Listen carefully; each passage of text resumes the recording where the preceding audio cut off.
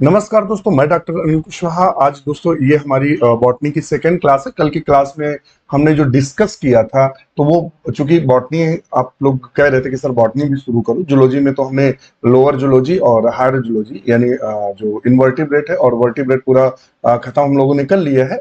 और अभी हम लोग चर्चा कर रहे थे एनिमल एम्ब्रियोलॉजी की। तो उसकी भी क्लासें आती रहेंगी और इसकी भी क्लासें आपको, बॉटनी की भी क्लासें मिलती रहेंगी। और मैं पूरी कोशिश करूंगा कि आपका सिलेक्शन श्योर हो। क्योंकि अभी तक डॉक्टर नोट्स बायोलॉजी के 350 मित्र, सॉरी 300 मित्र अभी तक TGT, PGT, LT, GIC assistant professor आप में सिलेक्ट हुए हैं। तो ऐसा ही आपको मैटर मिलेगा जो लगातार आपके लिए इंपॉर्टेंट हो। तो देखते हैं। तो टैक्सोनॉमी की बात करते हैं। और हमने क्या किया कि मटेरियल था उसको हमने समय बचाने के लिए प्रॉपर, जिससे समय बच सके और अच्छा से अच्छा आपको मटेरियल पहुंच सके। तो कल की क्लास में हमने विभिन्न प्रकार की ब्रांचेस, उनके फादर किसको कहते हैं, इंडियन फादर किसको कहते हैं, फॉरेन फादर किसे कहते हैं, इंटरनेशनल और नेशनल फादर्स किसे कहते हैं, हाँ, जो भी इंपॉर्टेंट था TGT, PGT, LT, GIC, RPSC आदि में जो पूछा जाता है, वो सारा मैटर हमने पूरी एक क्लास में कर लिया था। अब उसके आगे हमारा चलता है बॉटनी का नेक्स्ट पार्ट है टैक्सोनॉमी, जिसे हम वर्गीकी के नाम से हिंदी में जानते हैं। हिंदी में किसके नाम से जानते हैं? तो वर्गीकी के नाम से जानते हैं। किसके नाम से जानते हैं इसको? वर्गीकी के नाम से जानते हैं, वर्गीकी। तो ये जो वर्गीकी है या टैक्सोनॉमी है, तो पहला ही क्वेश्चन, और ये क्वेश्चन टीजीटी में पूछा जा चुका है और क्वेश्चन पूछा गया था, the term taxonomy given by. जो शब्द टैक्सोनॉमी शब्द है वो प्राय किसने दिया था? तो ये शब्द टैक्सोनॉमी जो था एपीडी कैंडोली ने दिया था। किसने दिया था? एपीडी कैंडोली ने। नोट कर लिए, वेरी वेरी इंपॉर्टेंट, चूंकि एग्जाम में पूछा जा चुका है कि जो टैक्सोनॉमी या वर्गीकी शब्द है वो किसने दिया था। तो एपीडी कैंडोली ने वर्गीकी शब्द को दिया था।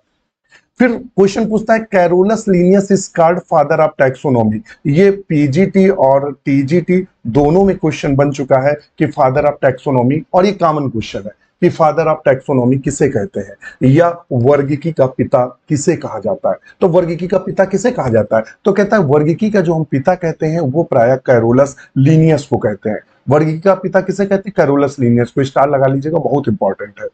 कैरोलस लीनियस को वर्गीकी का पिता कहते हैं या फादर ऑफ सिस्टेमैटिक बॉटनी के नाम से भी जानते हैं। किसके नाम जानते हैं? फादर ऑफ सिस्टमैटिक बॉटनी के भी नाम से जानते हैं। तो अगर पूछेगा फादर ऑफ टैक्सोनॉमी, तब भी कैरोलस लीनियस लगाना है। अगर पूछ देगा फादर ऑफ सिस्टमैटिक बॉटनी किसे कहा जाता है, तो भी कैरोलस लीनियस कहा जाएगा। तो यानी फादर ऑफ सिस्टमैटिक बॉटनी और फादर ऑफ टैक्सोनॉमी, उनके पिता कौन है? कैरोलस लीनियस को कहा जाता है। तो फादर ऑफ सिस्टमैटिक बॉटनी और टैक्सोनॉमी एक ही है, कैरोलस लीनियस लगाना है। टर्म सिस्टमैटिक गिवन बाय, जो सिस्टमैटिक शब्द है वो किसने दिया था? तो ये भी ध्यान में रखना, कैरोलस लीनियस ने दिया था। सिस्टमैटिक शब्द जो दिया था वो लीनियस ने दिया था। और ये किसके लिए यूज किया गया था? तो ये टैक्सोनॉमी के लिए शब्द यूज किया गया था। जो सिस्टमैटिक शब्द है और टैक्सोनॉमी, दोनों शब्दों का जो प्रयोग एक दूसरे का सिनोनियम समझ लीजिएगा कि पर्यायवाची है। चाहे वो टैक्सोनॉमी या सिस्टमैटिक शब्द यूज किया गया था, तो वो टैक्सोनॉमी के लिए यूज किया था। किसने यूज किया था? ये एग्जाम में क्वेश्चन पूछता है कि सिस्टमैटिक शब्द किसने यूज किया था। तो कैरोलस लीनियस ने यूज किया था। किसके लिए यूज किया था? वो प्राय टैक्सोनॉमी के लिए प्रयोग किया था। हम आपको जानकारी दे दें कि आप ये जो क्यूआर कोड है, इससे जो भी मित्र हमारे, मैं उन सारे मित्रों को भी कह दें जो हमारे ऐप पर जुड़े हुए हैं और क्लासें प्रॉपर लिए हुए हैं और पेड ग्रुप से जुड़े हुए हैं, पेड क्लासों से, बैच से, तो वो डॉक्टर नोट्स बायोलॉजी आपके, ये जानकारी है उनके लिए। आपके बैच में वहां दिया होगा, एक ऑप्शन दिया होगा टेलीग्राम ग्रुप। आप लोग वहां जुड़ते नहीं है और फिर कोई भी सूचना सर्कुलेट होती है तो फिर आप पर्सनल कॉल करना या परेशान करते हो। तो ध्यान में रखिएगा, एक ऑफिशियल ग्रुप है जिसमें सारी न्यूज आती है। कहीं भी का कोई फॉर्म आता हो, कोई भी जानकारी आता हो, सिलेबस हो, किसी भी प्रदेश का कोई वैकेंसी आ रही है, कोई न्यूज आ रही है, और कोई भी इंफॉर्मेशन ऑफिशियल ग्रुप पे मिलती है। ये सबके लिए फ्री है, ये स्कैन करके सभी मित्र जुड़ सकते हैं। या टेलीग्राम उसे यूट्यूब के पेज पर जाएंगे और वहां जो हमारा डिटेल है यूट्यूब का, डिस्क्रिप्शन में आप वहां लिंक दिया तो ऑफिशियल ग्रुप से जुड़ सकते हैं। इसके अलावा डिस्कशन ग्रुप है, डिस्कशन ग्रुप है, आप इससे जुड़ जाइए। इसमें टॉपिक डिस्कस होते हैं जो हमारे द्वारा और बच्चों के द्वारा कराए जाते हैं, और एक नोट्स ग्रुप है, notes and library way group है जिसमें आपको 1,500 पीडीएफ के लगभग अवेलेबल है, बुक्स आदि अवेलेबल है, और एक जीएस नोट्स का ग्रुप है। इन चारों ग्रुपों से जिसमें आपको जीएस के नोट्स उपलब्ध करा दिए गए हैं, तो आप नोट्स से जीएस तैयार कर सकते हैं। तो ये तो सबके लिए ऑफिशियल ग्रुप कॉमन है, और ये जो ग्रुप है वो पेड स्टूडेंट के लिए, तो जो भी बैच ले रहे हैं वो प्राय उन लिंकों पर क्लिक करके इन टेलीग्राम ग्रुपों से जरूर जुड़ जाए, समस्या नहीं होगी। और मैं जानकारी दे दूं कि हमारा जो बैच है ELT एंड GIC 2025 के नाम से, ये ऑलरेडी अवेलेबल है आपके लिए। इसमें लाइव एंड रिकॉर्डेड दोनों क्लासेस, जो क्लासेस हो चुकी हैं वो रिकॉर्डेड हो गई हैं, और जो नई क्लास होती है वो लाइव में आती है। और आज ही जुड़े, और इसकी जो वैल्यू है 1399, एक्चुअली 1499 का है। ELT 2025 अगर आप कूपन कोड डालेंगे तो वो 1399 का पड़ेगा। इसमें आपको सारी की सारी थ्योरी क्लासेस अवेलेबल होंगी, चैप्टर वाइज MCQ अवेलेबल होंगे, सारे के सारे जितने भी क्वेश्चन पेपर सॉल्व कराएं वो सब अवेलेबल होंगे। मिक्स्ड MCQ, 1000 पीडीएफ की लाइब्रेरी, डिस्कशन ग्रुप, अधिक जानकारी के लिए कर सकता है। इसके अलावा मैं बता दूं, एक हमारा विजेता ग्रुप है जिसमें हमने 100% सिलेबस, 100 क्या भी 99% सिलेबस कंप्लीट किया है। केवल इकोनॉमिक जूलॉजी की 2 क्लासें बाकी, वो कभी भी हम पूरी कर देंगे। तो अगर ये लेना चाहे तो ये भी 1399 का, इसमें भी ये सब आपको अवेलेबल रहेगा। और 699 का हमारा प्रैक्टिस बैच है, जिसमें आपको 80 प्लस प्रैक्टिस सेट आपको अवेलेबल रहेंगे, जिसको आप CBT कंप्यूटर बेस्ड या मोबाइल से सॉल्व करके सबमिट करेंगे, वो स्कोर आदि भी बताएगा। इतनी ज्यादा व्यस्तता है कि हम हर चीज पे वीडियो नहीं ला पाते। और मैं आपको जानकारी भी दे दूं, हमारा हर बैच जैसे ELT GIC, इससे TGT PGT LT जैसी सबकी तैयारी हो जाएगी। उसका रीजन मैं बता दूं, हम हर चीज के लिए अलग बैच लॉन्च नहीं कर पाते। मैं पहले भी बता चुका हूं, चूंकि जॉब करते हैं तो मतलब वो वाला कोचिंग सिस्टम नहीं कि सुबह से शाम तक सिर्फ पढ़ाना है। जॉब भी करनी है तो मुश्किल पड़ती है क्लासें लेना, तो हर चीज के लिए हम लोग अलग बैच नहीं देते हैं। जो भी बैच मैं लॉन्च करता हूँ कॉम्बो बैच है। एक बैच लेंगे आपकी मल्टीपल एग्जाम निकलेंगे, मल्टीपल एग्जाम आपके निकलेंगे। तो आज ही जुड़े और हमारा ऐप है doctor notes biology, Google play store से डाउनलोड करें। चलिए, हाँ, तो ध्यान में रखिएगा, क्या टैक्सोनॉमी जो वर्गीकी है, वर्गीकी के लिए 3 प्रकार की वर्गीकी सुझाई गई, या 3 प्रकार का टैक्सोनॉमी सुझाया गया। एक वैज्ञानिक थे टूरिल, ये PGT में क्वेश्चन पूछा जा चुका है कि ये अक्सर पूछ देता है अल्फा टैक्सोनॉमी किसने दिया, तो टूरिल ने दिया था। टूरिल, TURILL, टूरिल 1938 में दिया। पूछ सकता है बीटा टैक्सोनॉमी किसने दिया, टूरिल ने। ओमेगा टैक्सोनॉमी टूरिल ने दिया। उन्होंने क्या किया, टैक्सोनॉमी को 3 भागों में विभाजित किया, उन्होंने अल्फा टैक्सोनॉमी दी। डायरेक्ट एग्जाम में क्वेश्चन पूछता है कि ये अल्फा टैक्सोनॉमी क्या होती है, ये अल्फा टैक्सोनॉमी क्या होती है। तो हम आपको बता दें कि अल्फा टैक्सोनॉमी या अल्फा वर्गीकी का मतलब क्या होता है।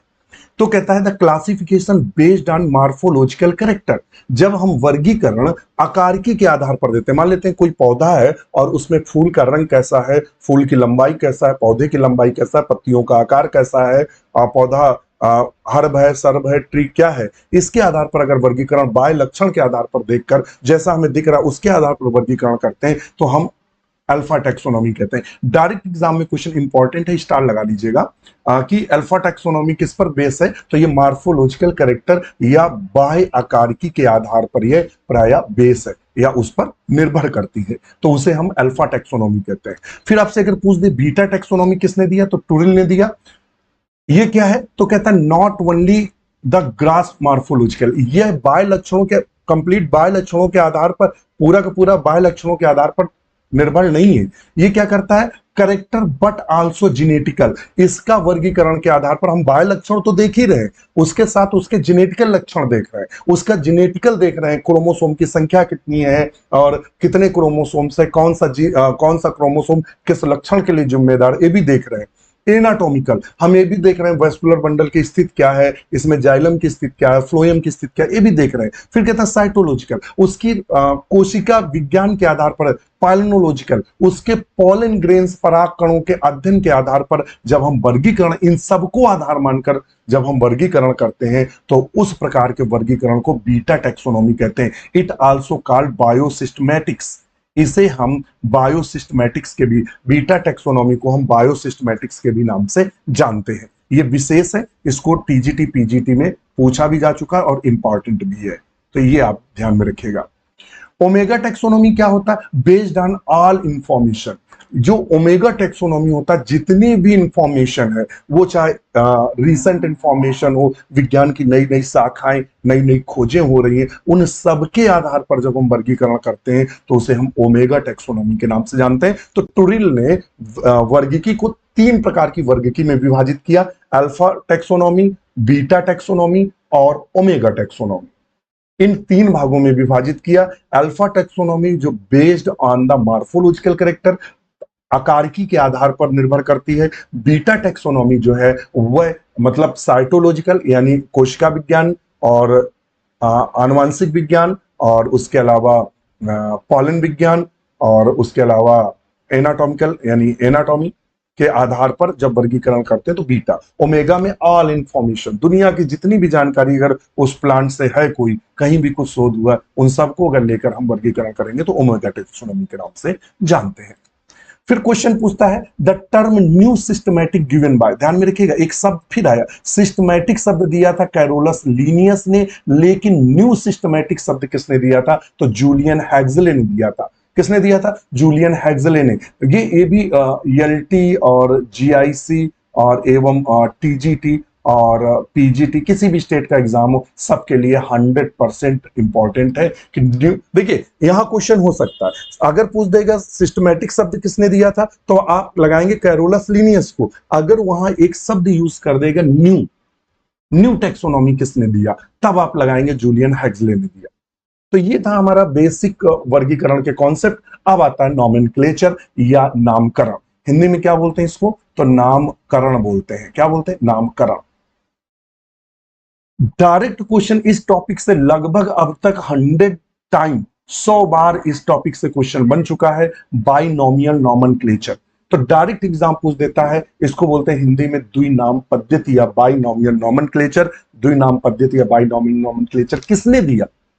तो वो दिया था गिवन बाय कैरोलस लीनियस। द्विनाम जो पद्धति है वह कैरोलस लीनियस ने दिया। यह टीजीटी और पीजीटी, एलटी और जीआईसी में मल्टीपल टाइम क्वेश्चन पूछा गया है कि द्विनाम पद्धति किसने दिया है, तो कैरोलस लीनियस ने दिया है। किसने दिया है? कैरोलस लीनियस ने। इन्हें फादर ऑफ टैक्सोनॉमी के भी नाम से जानते हैं। और डायरेक्ट क्वेश्चन पीजीटी में बन चुका है कि कैरोलस लीनियस ने जो बाइनोमियल नॉमेनक्लेचर दिया था वह किस किताब में दिया है, उनकी किस किताब में यह है? तो स्पीसीज प्लांटेरम नाम की उनकी बुक है, उनकी किताब का नाम है स्पीसीज प्लांटेरम। उन्होंने द्विनाम पद्धति या बाइनोमियल नॉमेनक्लेचर अपनी किताब स्पीसीज प्लांटेरम नाम की किताब में उन्होंने द्विनाम पद्धति दी, और श्रेय किसको जाता है? कैरोलस लीनियस को। उन्होंने द्विनाम पद्धति में कुछ चीजें सुझाई। उन्होंने कहा कि जो जेनरिक नेम होता है, यानी ऐसे लिख लो, जो जीनस होता है प्लस अगर हम स्पीसीज, जीनस और स्पीसीज को साथ में लिख दें तो उसका वो वैज्ञानिक नाम बन जाता है, साइंटिफिक नेम बनता है। जैसे उसने दिया मैंगीफेरा इंडिका, ये किसका वैज्ञानिक नाम है? आम का। उसने कहा जो मैंगीफेरा है वो जीनस है और जो इंडिका है वो स्पीसीज है। जब इनको दोनों को लिख दिया तो ये बन गया उसका वनस्पतिक नाम या वनस्पतिक वैज्ञानिक नाम। उन्होंने और एक दिया, ये पीजीटी में पूछा गया इसलिए मैं इसको कोट करता हूं। जेनरिक नाम या जीनस का नाम लिखते समय यह नाउन है। क्या है? नाउन। आप इंग्लिश में पढ़ते हैं नाउन प्रोनाउन, तो ये नाउन है। इसका फर्स्ट लेटर जब भी लिखते हैं तो देखिए, हम जो यम है उसने हमें कैपिटल लेटर में लिखा है तो उसको हरदम कैपिटल लेटर में अंग्रेजी के बड़े अक्षर से लिखते हैं। जबकि जो स्पीसीज है वो एडजेक्टिव है। क्या है? एडजेक्टिव। बहुत इंग्लिश का मुझे ज्ञान नहीं है, एडजेक्टिव नाउन प्रोनाउन वो आप समझिएगा। स्पीसीज जो है वो एडजेक्टिव है और इसका फर्स्ट लेटर पहला अक्षर स्मॉल से लिखते हैं, इसीलिए देखिए आई हमने छोटी बनाई। तो जब भी हम कभी जंतु वैज्ञानिक नाम या वनस्पतिक वैज्ञानिक नाम लिखें, ये सुनिश्चित कर लें कि जो ये आप रिसर्च शोध वगैरह करते हैं, जैसे मुझे जब मैं पीएचडी कर रहा था तो क्वेश्चन पूछते हैं कि इनको जो ये लिख लीजिएगा आप वहां, और इंटरव्यू वगैरह जब आप देने जाएंगे पीजीटी का या असिस्टेंट प्रोफेसर का इंटरव्यू देने जाएंगे तो ये क्वेश्चन पूछता है कि जैसे हम हाथ से अगर नाम वैज्ञानिक नाम लिख रहे हैं तो इसको एक्चुअली में इटैलिक लिखा जाता है। कैसे लिखा जाता है? इटैलिक, तिरछे अक्षरों में लिखा जाता है इटैलिक। अगर हम चूंकि हाथ से लिख रहे हैं तो इटैलिक तो लिख नहीं सकते, फिर क्या करते हैं? तो हम इनके नीचे अंडरलाइन कर देते हैं। क्या कर देते हैं? ये नियम होता है इनके नीचे इस तरह से अंडरलाइन कर देते हैं। वैज्ञानिक नाम जब भी लिखा जाता है तो लिखने का सही तरीका है कि या तो इटैलिक लिखें, यानी तिरछे नाम को लिखें, अगर इटैलिक नहीं लिख पा रहे हैं तो इसके नीचे अंडरलाइन कर दें, तो उसका जंतु वैज्ञानिक नाम तब वैलिड माना जाता है। ये आपको इसलिए मैं ये शब्द बता रहा हूं कि यह जो है यह आपसे इंटरव्यू में पूछा जा सकता है। अगर बंदा टैक्सोनॉमी वाला होगा तो जरूर पूछेगा कि मान लेते हैं अगर आप असिस्टेंट प्रोफेसर का देने गए तो पूछेगा डॉक्टर साहब अगर ये बताइए आप कि यदि वैज्ञानिक नाम किस फॉर्मेट में लिखते हैं, तो आप बताएंगे सर इटैलिक लिखते हैं। फिर वो तुरंत क्वेश्चन आपसे रिपीट करेगा कि जो अब हाथ से हम लिख रहे होंगे तो इटैलिक लिख नहीं सकते, फिर क्या करेंगे? तो आपको बताना है सर हम उसको अंडरलाइन अगर कर देंगे तो वो मान्य होता है, तो हम अंडरलाइन करते हैं, ठीक है, स्पेसिफिक। तो ये आपको ध्यान में रखना है। फिर आता है several technical name have 3 words. कुछ वैज्ञानिक नाम 3 नामों से मिलकर बने होते हैं, जैसे होमो सैपियंस सैपियंस 3 नामों से मिलकर बना है, जिसे ट्राइनोमियल नोमेनक्लेचर के भी नाम से जानते हैं। तो होमो सैपियंस में जेनरिक, पहला जेनरिक यानी जीनस होता है, दूसरा स्पेसिफिक स्पीसीज होता है, और तीसरा जो होता है सब स्पीसीज होता है। जबकि यही अगर पौधों की बात करें, जैसे एकेसिया लोटिका इंडिका ये नाम है, तो अगर हम प्लांट की बात करेंगे, प्लांट में अगर 3 शब्द आ रहे हैं तो पहला जेनरिक, दूसरा स्पीसीज, तीसरा नाम जो होता है वो वैरायटी का होता है। इसको भी ध्यान में आप रखेंगे। रूल्स ऑफ बॉटेनिकल नॉमेनक्लेचर, जब भी हम नॉमेनक्लेचर करते हैं तो कुछ नियम होते हैं। ऐसा नहीं कि जो मन में आए हम वर्गीकरण कर रहे हैं, तो जो मन में आए वही हम वर्गीकरण में करते चले जा रहे हैं, ऐसा नहीं। हम क्या करते हैं, उसके कुछ रूल्स होते हैं। वो नियम किसने बनाए? तो रूल्स ऑफ बॉटेनिकल नॉमेनक्लेचर जो है वो लिनियस ने अपनी किताब में बनाया। Linnaeus is the father of taxonomy. Linnaeus जो है वो पिता है, अपने यहाँ की तरह नहीं। आप मैं जब भी चाहे वो जूलॉजी पढ़ूं या बॉटनी पढ़ूं, देखिए वो गाथा गाना एक अलग है, मगर मुझे लगा फॉरेनर वाकई ऐसे थे। उस समय अरस्तु है जो इतने अच्छे फिलोसफर थे, प्लेटो हैं, अरस्तु हैं, और थियोफ्रेस्टस हैं जो फादर ऑफ बॉटनी, वो उस समय वनस्पति का अध्ययन कर रहे हैं, किताबों में अरेंज कर रहे हैं। हाँ, उस समय जब दुनिया अंडरवियर सही से नहीं पहन पा रही थी, तब उनका समझ लीजिए क्या कर रहे थे। अपने यहाँ कोई ऐसा था ही नहीं, या ऐसा कुछ होता ही नहीं था। केवल जब खोज हो जाती है, जब कोई भी, क्षमा चाहेंगे, जब कहीं से खोज हो जाती है तब हम लोग कहते हैं अरे अरे ये हमारे वेदों में दिया है, वेदों में दिया है। अरे भाई वेदों में दिया तो पहले का ही नहीं बताया, जब खोज हो गई तब तुम्हारे तो ये है। इसीलिए वो जो कंट्रीज हैं वो डेवलप हो रही हैं, वो लगातार उनपे मनन कर रहे हैं, और हम लोग क्या कर रहे हैं, हम लोगों का अपना अलग ही एक शगुफा चल रहा है। तो ये बड़ी विडंबना है। देखिए कैरोलस लीनियस की मैं बात कर रहा हूं, बंदा 1700 में, समझ लीजिए 1700 में, अभी आप 1950-50 चले जाइए तो लोगों के पास पहनने के लिए कच्छे नहीं थे। हाँ, एक कपड़े में जीवन गुजारते थे 50-50 के दौर में, खाने के लिए नहीं था। बंदा 1700 में क्या कर रहा है, समझ लीजिए। रूल्स अब उनको आज भी हम वैसे ही कर रहे हैं, हम उसमें इतना अच्छा बना गए कि उनमें अभी तक हम लोग परिवर्तन नहीं कर पाए हैं। तो रूल्स ऑफ बॉटेनिकल नॉमेनक्लेचर है, जिसे हम international code of botanical nomenclature ICBM, international code of botanical nomenclature, are found in Philosophia Botanica. एक किताब लीनियस ने लिखी। लीनियस ने क्या लिखा? तो लीनियस ने एक किताब लिखी, और उनकी किताब का नाम क्या है? Philosophia Botanica. Very very important for exam के लिए, ये 110% इंपॉर्टेंट है। आपसे पूछेगा कि जो ICBN है दिया गया था वो किस किताब में दिया गया था, तो आपका आंसर होगा फिलोसफिया बॉटेनिका में दिया गया। फिर पूछेगा फिलोसफिया बॉटेनिका लिखी किसने थी? A book written by Carolus Linnaeus. यह जो बुक है फिलोसफिया बॉटेनिका, यह किताब कैरोलस लीनियस ने लिखी थी। किसने लिखी थी? Carolus Linnaeus. इसीलिए इन्हें फादर ऑफ टैक्सोनॉमी कहा जाता है। इन्होंने ये भी बताया कि हम किसी भी जीव का वैज्ञानिक नाम किन नियमों के आधार पर रख सकते हैं। अगर उन नियमों को हम फॉलो नहीं करेंगे तो वो जंतु वैज्ञानिक नाम या वनस्पति वैज्ञानिक नाम नहीं माना जाएगा। The word taxa, singular taxon, जो टैक्सा होता है उसका सिंगुलर जो शब्द taxon, represent taxonomic group of any rank, any unit of the classification. The rank of species is basis and relative order the rank of taxa. जो सबसे छोटी इकाई मानी जाती है वह स्पीसीज मानी जाती है। क्या मानी जाती है? स्पीसीज। अब ध्यान में रखिएगा, जब भी हम वर्गीकरण करते हैं तो कभी कभी वर्गीकरण को क्रम से लगाने का आता है। क्या आता है? क्रम से लगाने के लिए आता है, क्रम से। तो अगर हम बढ़ते हुए क्रम में देखेंगे, अगर बढ़ते हुए क्रम में देखेंगे, ये क्या है? बढ़ता हुआ क्रम है। सबसे जो छोटी इकाई है वो स्पीसीज है, और जब स्पीसीज के लक्षण मिलते हैं तो उनको जीनस में रखें, जीनस के बाद ट्राइब, ट्राइब के बाद फैमिली, ऑर्डर, फिर सीरीज, फिर क्लास, फिर डिवीजन, फिर किंगडम। और सबसे, ये पीजीटी में क्वेश्चन पूछा गया है कि सबसे क्लासिफिकेशन में सबसे हाईएस्ट रैंक किसे माना जाता है, तो हाईएस्ट किंगडम को माना जाता है। टीजीटी और जीआईसी आदि में क्वेश्चन पूछा गया है कि सबसे टैक्सोनॉमिक या वर्गीकी की सबसे छोटी रैंक किसे माना जाता है, या सबसे बेसिक रैंक माना जाता है, वो स्पीसीज को माना जाता है। ये कभी कभी क्या करता है, ये क्रम आपको एग्जाम में दे देता है। अभी हम क्वेश्चन सॉल्व कराएंगे तो वो हमारे ऐप वाले मित्रों के लिए रहेगा, जरूरत पड़ी तो मैं यूट्यूब पर भी उसको एक वीडियो डाल देता हूं, तो डाल दूंगा। देखना, ये क्वेश्चन पीजीटी में बना था, इस तरह के क्वेश्चन बनते हैं, वो दे देता है, मतलब इनको आगे पीछे कर देता है। किंगडम दे देगा, सीरीज दे देगा, ऑर्डर दे देगा, दूसरे में किंगडम, डिवीजन, क्लास, सीरीज दे देगा, फिर कहेगा इनमें सही क्रम किसका है। तो सही क्रम है, अगर बढ़ता हुआ क्रम लिखेंगे, घटता हुआ क्रम लिखेंगे तो सबसे पहले किंगडम आता है, फिर डिवीजन, फिर क्लास, फिर सीरीज, अगर सीरीज नहीं होगी तो ऑर्डर, और फिर फैमिली, फिर ट्राइब, फिर जीनस, सब स्पीसीज सबसे नीचे आता है।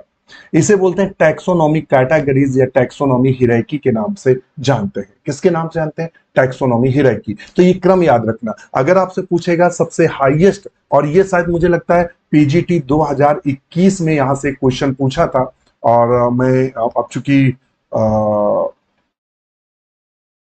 वो क्वेश्चन या तो हम निकालें तो वो तो थोड़ा सा, चलो मैं क्वेश्चन कराऊंगा। ये 21 में पूछा गया था, हाईएस्ट रैंक क्लासिफिकेशन की क्या होता है, तो वो हाईएस्ट रैंक होती है किंगडम। लोवेस्ट रैंक, सबसे लोवेस्ट रैंक वर्गीकरण की किसे मानते हैं, तो लोवेस्ट रैंक जो मानते हैं वो मानते हैं स्पीसीज को। फिर कहता था अरेंजमेंट ऑफ द टैक्सोनॉमी, जो टैक्सोनॉमी का अरेंजमेंट होता है categories is descending order, ascending नहीं, descending order during the classification of an organism known as the taxonomy hierarchy. उसे हम टैक्सोनॉमी हिरार्की के नाम से जानते हैं। ये क्वेश्चन अभी टीजीटी 21 में यहां से क्वेश्चन पूछा था, इसको इसीलिए लेके आए, लीनियस हिरार्की पूछ देता है। उन्होंने इस एग्जाम में पूछा था कि जो लीनियस हिरार्की है, क्या है? लीनियस हिरार्की है। मैं क्वेश्चन ले आऊं, देखता हूं, मैं मिल जाता है तो ले आता हूं। वो क्लास मिसिंग हो गई, और मुझे लगता है क्लास पुश हो गई थी। चलिए, तो मैं पुनः, मैं इतना पूरा पढ़ा गया था और क्लास पुश हो गई, मुझे पता ही नहीं चला और मैं पढ़ाता ही रहा। तो फिर से देख लीजिए, जो लीनियन हिरार्की है, ये पीजीटी 2021 में यहाँ से क्वेश्चन बना था, और नंबर ऑफ जो टैक्सा होते हैं, नंबर ऑफ टैक्सा की संख्या 5 है। कितनी है? जो लीनियन हिरार्की में नंबर ऑफ टैक्सा है वो 5 दिए गए थे। कौन कौन था? क्लास था, ऑर्डर था, जीनस था, स्पीसीज था, और वैरायटी था। ये 5 क्रम दिए गए थे। तो यहां से क्वेश्चन पूछा था, और क्वेश्चन क्या पूछा था देख लेते हैं। क्वेश्चन ये वाला पूछा था, ये उन्होंने क्वेश्चन पूछा था। मैं एक्चुअली में, ये जो आप लाइनिंग दिख रही है, ये मैं पूरा वीडियो पढ़ा गया था और बीच में पुश हो गया और मैं पढ़ाता ही रहा, तो ये थोड़े से दिक्कत हुआ। तो फिर देखा कि ये तो डाटा गायब है, तो पुनः मुझे देखना पड़ रहा है। क्वेश्चन पूछा था 2021 में कि binomial system of Carolus Linnaeus was devoid, devoid का मतलब नहीं पाया जाता है, which of the following categories, क्या नहीं दिया था। तो इन्होंने देखिए स्पीसीज दिया था, जीनस दिया था, क्लास दिया था, ऑर्डर दिया था, मगर इन्होंने फाइलम और फैमिली का उल्लेख नहीं किया था। तो ऑप्शन सी सही है। तो वहीं से इसको हम ध्यान में रखते हैं। तो क्या दिया था इन्होंने? क्लास दिया था, ऑर्डर दिया था, जीनस दिया था, स्पीसीज एंड वैरायटी दिया था। ये अक्सर और इन्होंने ये भी एग्जाम में पूछता है कि नंबर ऑफ टेक्सा लीनियस ने कितने दिया था, तो नंबर ऑफ टेक्सा जो दिया था वो 5 नंबर ऑफ टेक्सा आपको दिए थे। तो एग्जाम में आपको ध्यान रखना है कितने दिए थे, तो ये इन्होंने 5 टेक्सा दिए थे। Species is the basic unit of taxonomy. जो स्पीसीज है, आपसे एग्जाम में पूछ सकता है वर्गीकी का जो सबसे बेसिक है वो कौन है, तो वो स्पीसीज है। और species sir, given the term species, species शब्द किसने दिया था, तो स्पीसीज शब्द देने का श्रेय जॉन रे को जाता है। किसने दिया था? जॉन रे। ये पीजीटी, एलटी, जीआईसी आदि में पूछा जाता है। ये सब देखिए मैं पढ़ा गया और मुझे बड़ा कष्ट है कि पढ़ाने के बाद मुझे दोबारा पढ़ाना पड़ रहा है। According to ICBM, international code of botanical nomenclature के आधार पर रैंक ऑफ कैटेगरीज की अगर बात करते हैं, रैंक ऑफ कैटेगरीज, तो उन्होंने कुछ नियम बनाए। उन्होंने कहा कि यदि जो हम वर्गीकरण दे रहे हैं, वर्गीकरण में जो रैंक है, कौन कौन सी रैंक है, जैसे डिवीजन है, सब डिवीजन है, क्लास है, ऑर्डर है, सब ऑर्डर है, फैमिली, सब फैमिली, जीनस, इस तरह से जो है उनके नाम के बाद एक सफिक्स लगाएंगे। सफिक्स के बाद जैसे राहुल गांधी, जैसे जो गांधी परिवार है, तो जैसे राहुल गांधी, प्रियंका गांधी, नाम के बाद सफिक्स लगाते हैं, तो उनमें है कि परिवार में जो जन्म लेगा नाम। वैसे ही जैसे डिवीजन है, डिवीजन अगर लिखेंगे तो फाइटा लगाएंगे, जैसे कि क्लोरोफाइटा, रोडोफाइटा। और कहता है जब सब डिवीजन लिखेंगे तो सब डिवीजन का जो नाम होगा उसके बाद नाम के अंदर फाइटिना लगाएंगे, जैसे क्लोरोफाइटिना, यूग्लिनोफाइटिना, इस तरह। क्लास में ए ई लगाएंगे, क्या लगाएंगे, ए ई। लास्ट के बाद हम क्या लगाएंगे, तो क्लास के बाद हम लगाएंगे ए ई, जैसे कि क्लोरोफाइसी, तो हमने क्या लगा दिया, क्लोरोफाइसी में लास्ट में हमने ए ई जोड़ दिया, क्या जोड़ दिया, ए ई। इसी तरह ऑर्डर में एल्स, जैसे जुंगर मैनियल्स आदि जोड़ते हैं तो एल शब्द आएगा। ऑर्डर लिखेंगे तो उसके बाद में एल शब्द जरूर आएगा। कहता सब ऑर्डर लिखेंगे तो इमी शब्द आएगा। अगर फैमिली लिखेंगे तो एसी शब्द आएगा, जैसे कि ब्रेस्केसी और लेग्यूमिनेसी, पैप्लियोनेसी, फैबेसी और लेमिएसी, तो इस सब में शब्द क्या रहा है, एसी शब्द आ रहा है। सब फैमिली में ओएडी शब्द आएगा। तो ये इससे अब तक 100 टाइम क्वेश्चन, 100 बार इससे क्वेश्चन बन चुके हैं, और बार बार आपसे क्वेश्चन पूछता है। और क्वेश्चन पूछता कैसे, क्वेश्चन आपसे ऐसे पूछेगा, इनमें दे देगा, बोलेगा कि क्लास में सफिक्स क्या लगाते हैं। अब इन चारों में से देगा तो आपको टिक करना है कि क्लास में सफिक्स ए ई लगाते हैं।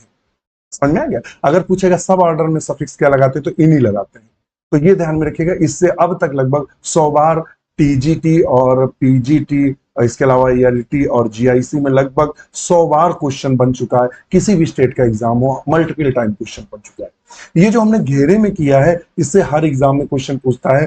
पूछता क्या है, टाउटिनम्स क्या होता है। टाउटिनम्स का मतलब होता है, टाउटिनम्स किसे कहते हैं, तो ये प्राय जूलॉजी, वनस्पत विज्ञान में टाउटिनम्स का प्रयोग कम होता है, रियर होता है, जबकि जूलॉजी में होता है generic and specific epithet same. जब जेनरिक यानी जीनस और स्पीसीज दोनों के नाम समान हो तो उस कंडीशन को हम टाउटिनम्स के नाम से जानते हैं। उस कंडीशन को हम किसके नाम से जानते हैं, तो उस कंडीशन को टाउटिनम्स के नाम से जानते हैं। ध्यान में रखिएगा, ये इतना इंपॉर्टेंट है, इसको स्पेशल मैं मार्क कर रहा हूं। हर एग्जाम में पूछते हैं कि यदि स्पेसिफिक और जेनरिक नेम यानी स्पीसीज और जीनस दोनों के नाम समान हो तो उसे क्या बोलते हैं, तो टाउटिनम्स के नाम से जानते हैं। यह कम से कम 50 बार क्वेश्चन एग्जाम में पूछा गया है, चाहे वो पीसीएस का पहले वाला एग्जाम हो, चाहे टीजीटी हो, पीजीटी हो, एलटी, जीआईसी, आरपीएससी, बीपीएससी, किसी भी एग्जाम में। तो मतलब जैसे लाइनेरिया, लाइनेरिया, तो देखिए जीनस का नाम भी लाइनेरिया, स्पीसीज का भी लाइनेरिया है, तो ये क्या कहलाएगा, टाउटिनम्स कहलाएगा। क्या कहलाएगा, टाउटिनम्स। समझ में आ गया। अच्छा, फिर स्पेशल मेंशन फॉलोइंग 8 फैमिली। 8 फैमिलियों के नाम, जब आईएसबीएन का नियम पूरा लागू किया गया तो 8 फैमिलियों के नाम बदल दिए गए। फैमिली में अभी हमने बताया कि नाम के बाद क्या शब्द आना चाहिए, तो फैमिली में एसी शब्द आना चाहिए। क्या आना चाहिए, ए सी ई ए ई, ये इतना शब्द आना चाहिए।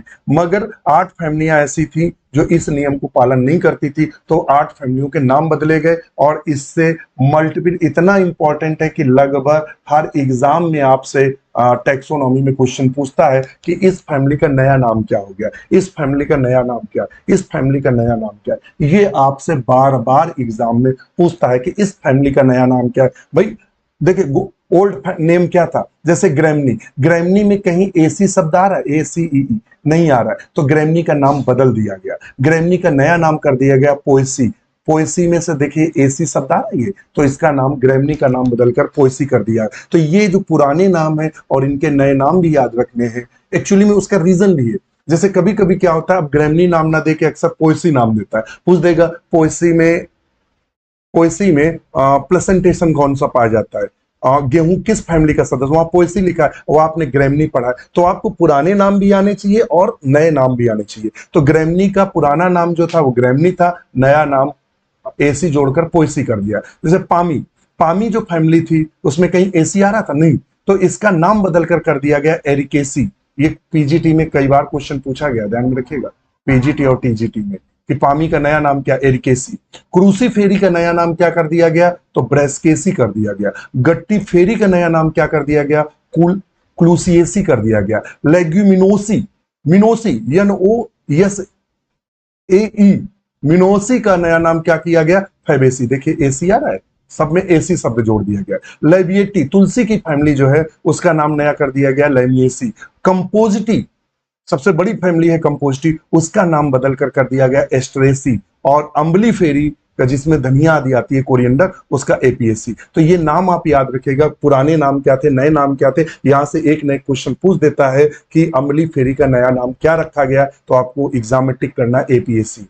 ये आपसे पूछ देगा एपीएससी धनिया किस फैमिली में आती, मान लो उसने एपीएससी दे दिया, आपको अम्बली फेरी रटा है, तो क्वेश्चन आपको पता ही नहीं चलेगा। तो नए और पुराने दोनों नामों को ये 8 फैमिलियां, इनके नाम 2-4 बार कॉपी में लिखेंगे। हमने याद किया था, तो कैसे याद किया था, इनको 2-4 बार हमने कॉपी में लिखा था, लिख लिख के याद किया था, चूंकि ऐसे याद करो तो थोड़ी देर बाद भूल जाओ। Epithet consist 2 or more words there are to be united with the help of hyphen. यदि एक से अधिक नाम है, यदि कहता है जो दो एपिथेट है, जैसे कि स्पीसीज और वैरायटी अगर साथ में लिख रहे हैं तो उसमें हाइफन लिखते हैं, जैसे हिबिस्कस रोजा साइनेंसिस, तो बीच में हमने हाइफन लगा दिया, ये नियम है, ध्यान में रखिए। क्या है, epithet consist 2 or more words, जब एपिथेट 2 या 2 से अधिक शब्दों से मिलकर बनता है तो हम उसके बीच में हाइफन का प्रयोग करते हैं, यह नियम है वर्गीकरण का। तो ये आपको पता होना चाहिए, ये मैंने इसलिए भी बताया क्योंकि अगर आपसे इंटरव्यू देने गए पीजीटी का या किसी भी एग्जाम का, तो पूछ सकता है कि यदि एपिथेट एक से अधिक है तो उसके बीच में हम किसका प्रयोग करते हैं, तो आप लिखेंगे हाइफन का प्रयोग करते हैं।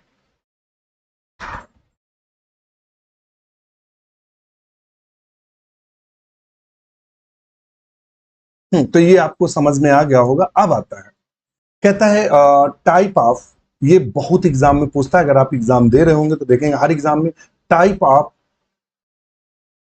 टाइपिफिकेशन बोलते हैं और स्पेसिफिकेशन बोलते हैं।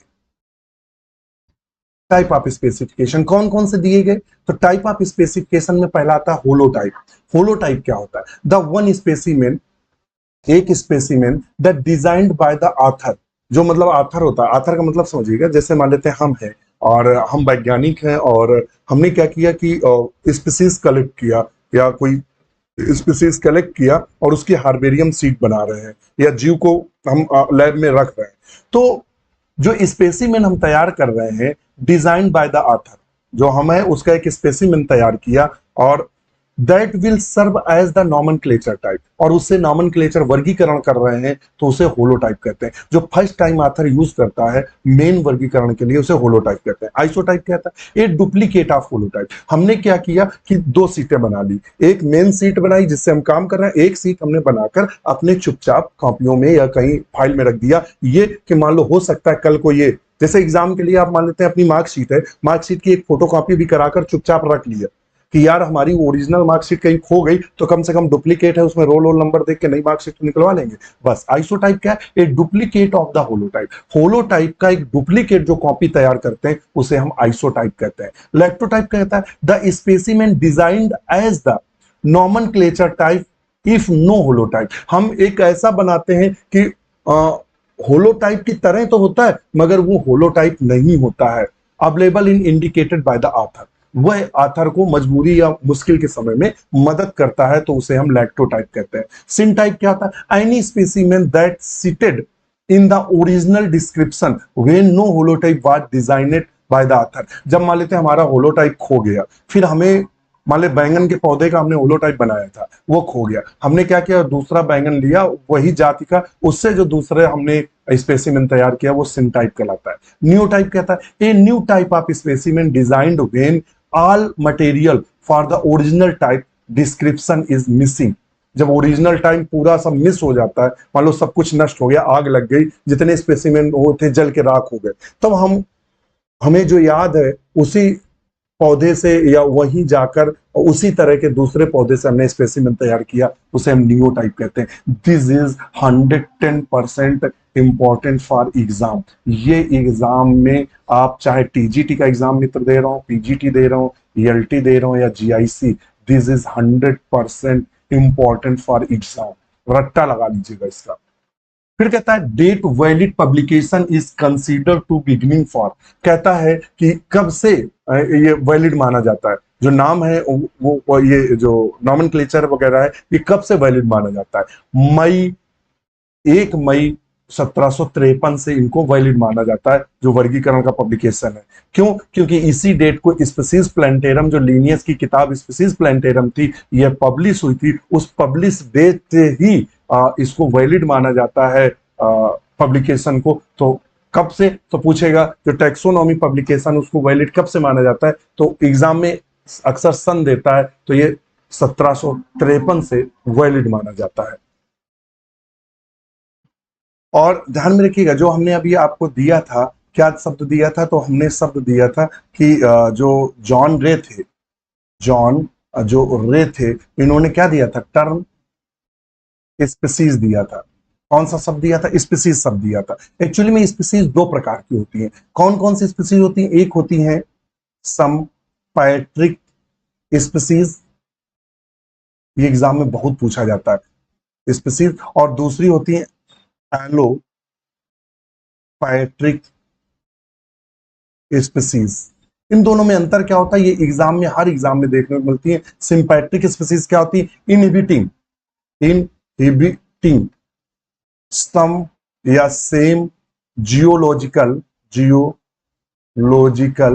एरिया, वो जातियां जो एक ही जियोलॉजिकल एरिया में या एक ही भौगोलिक क्षेत्र में पाई जाती हैं, वो सारी सिंपैट्रिक जातियां कहलाती हैं। एलोपैट्रिक जातियां क्या होती हैं? इनहिबिटिंग डिफरेंट जियोलॉजिकल एरिया, ये अलग अलग जियोलॉजिकल एरिया में पाई जाती हैं, इसीलिए इन्हें एलोपैट्रिक स्पीसीज के नाम से जानते हैं। एक शब्द और आता है, क्या शब्द आता है, तो वो पूछ देता है सिबलिंग। सिबलिंग स्पीसीज क्या होती है? सिबलिंग स्पीसीज कहता है reproductive isolated, reproductive isolated but लेकिन मार्फोलॉजिकल सिमिलर,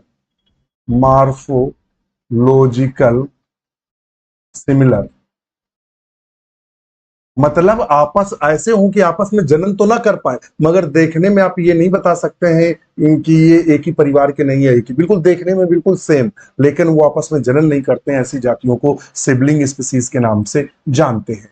नेक्स्ट है एंडेमिक स्पीसीज क्या है? एंडेमिक स्पीसीज क्या है, तो कहता है restricted to a given area, जो एक निश्चित क्षेत्र में जो जाति पाई जाती है उसके अलावा और कहीं नहीं पाई जाती है, इस प्रकार की जाति को हम एंडेमिक स्पीसीज के नाम से जानते हैं। किसके नाम से जानते हैं? एंडेमिक स्पीसीज के नाम से हम इनको प्रायः जानते हैं। फिर आपको बस आज के लिए इतना ही रखते हैं, और इसके आगे की क्लास हम फिर कंटिन्यू करेंगे। इसी के साथ नमस्कार।